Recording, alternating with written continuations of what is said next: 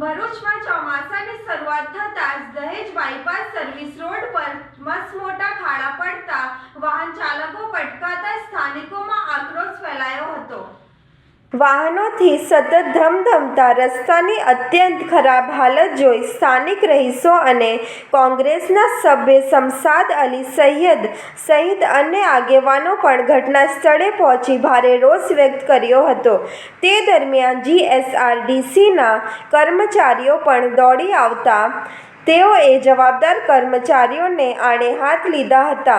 તેઓએ ભાજપ સરકાર અને તંત્રની ઘોર બેદરકારીને કારણે જનતા મુશ્કેલીમાં મુકાઈ રહી હોવાનો આક્ષેપ કરી વહેલી તકે રસ્તાનું સમારકામ કરવામાં નહીં આવે તો આગામી દિવસોમાં ઉગ્ર આંદોલનની ચીમકી પણ આપવામાં આવી છે। અહીંયા સિન્સ 2013 થી આ સમસ્યા છે, આનો કોઈ ઉકેલ લાવતા નથી। જીઆરડીસી વાળા દર વર્ષે આવી અમને લોલીપોપ આપીને જતા રહે છે। અહીંયા પાછળ અમારી સોસાયટી છે, આરજો અને અરમાન અને બાગે ફિરદોસ્તાન સોસાયટી છે। 150 થી વધારે મકાનો છે। અહીંયાથી બાળકો સ્કૂલે જવા માટે કઈ રીતે જાય તે પહેલા મોટો પ્રશ્ન છે। પાણીમાંથી સવારમાં વાલીઓ એને ઉંચકીને નીકળવું પડે છે। અહીંયા સામું જુઓ તો રિહાબ સેન્ટર ચાલે છે, મન બુદ્ધિ બાળકોની સ્કૂલ છે। અહીંયા ત્યાં પણ આવવા માટે એટલા ઊંડા ખાડા છે કે વાલીઓને તકલીફ પડે છે। આનો કોઈ ઉકેલ આવતો નથી ને આ ઉકેલ નહીં આવે તો અમે ગાંધી ચીંધ્યા માર્ગે આંદોલન કરીશું એવી અમારી માંગ છે।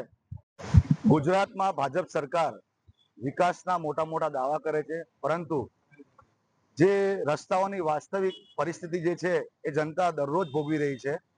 આ જીએસઆરડીસી નો માર્ગ છે, રાજ્યની ભાજપ સરકારનું કહી શકાય કે સૌથી ભ્રષ્ટ ખાતું હોય એ આ જીએસઆરડીસી ખાતું છે, જે દર વર્ષે કરોડોના રોડ બનાવે છે અને એ રોડ દર વર્ષે ધોવાઈ જાય છે। આ બાયપાસ બ્રિજની સર્વિસ રોડની વાત કરીએ તો અહીંયા પણ તમે જુઓ છો કે વરસાદના પહેલા 3-4 મહિના પહેલા જ આને પેચવર્ક કરવામાં આવેલો હતો, પરંતુ પહેલા જ વરસાદના અંદર અહીંની પરિસ્થિતિ લોકોના વાહનો લઈને પડી રહ્યા છે। જે મોદી સરકાર અને નીતિન ગડકરી મંત્રી કહેતા હતા કે સ્પેસ ટેકનોલોજીના રસ્તા બનાવીશું અને દુબઈ અમને એક્સપોર્ટ કરવાનું કહે છે, એટલે આ બધી ખાલી ડંફાસો મારવાવાળી વાતો છે ભાજપ સરકારની। જે પરિસ્થિતિ જે છે લોકોની આજે જે વરસાદના અંદર સમગ્ર ગુજરાતની વાત કરીએ, સાથે સાથે મારા ભરૂચની પણ, એ લોકો દરરોજ જ આ પરિસ્થિતિમાંથી લોકો ગુજરી રહ્યા છે, પણ આ ભાજપ સરકારનું પેટનું પાણી હલતું નથી। કરોડો રૂપિયાનો ભ્રષ્ટાચાર, જીએસઆરડીસીના અધિકારીઓ પણ ભ્રષ્ટાચારી થઈ ગયા છે, કોન્ટ્રાક્ટરોને છાવરે છે। કોન્ટ્રાક્ટરો પાસે જે કામગીરી કરવી જોઈએ કરતા નથી।